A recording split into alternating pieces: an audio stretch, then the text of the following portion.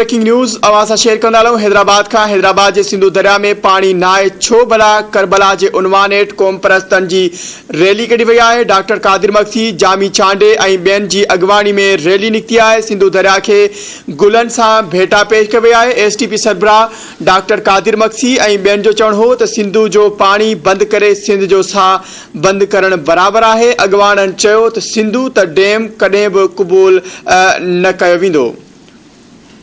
खबर के हवाले से नाज़रीन अवां खे आगाह कंदा रहूं। एक बार ॿीहर खबर के हवाले से अवां खे आगाह कंदा रहूं तो हैदराबाद के सिंधु दरिया में पानी नाहे छो भला करबला के उनवान हेठ क़ौम परस्तन की रैली निकती है। डॉक्टर कादिर मक्सी, जामी चांडे और बेन की अगवानी में रैली सिंधु दरिया के गुलन से भेटा पेश कई वही है। एसटीपी सरबराह डॉक्टर कादिर मक्सी और बेन जो चवण हो तो सिंधु जो पानी बंद करे सिंध जो साह बंद करण बराबर है।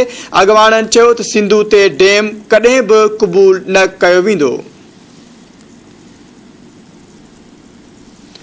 खबर नाज़रीन इन हवाले से अवां खे ॿीहर आगाह कंदा रहूं। खबर के हवाले से हैदराबाद का या अहम खबर अवां सां शेयर कंदा रहूं तो हैदराबाद में सिंधु दरिया में पानी नाहे छो भला करबला के उनवान हेठ क़ौम परस्तन की रैली कढी वही है। डॉक्टर कादिर मक्सी, जामी चांडे और बेन की अगवानी में रैली सिंधु दरिया के गुलन से भेटा पेश कई वही है। एसटीपी सरबराह डॉक्टर कादिर मक्सी और बेन जो चवण हो तो सिंधु जो पानी बंद करे सिंधु जो साह बंद करण बराबर है। अगवानन चयो तो सिंधु ते डैम कदें भी कबूल न कयो वेंदो।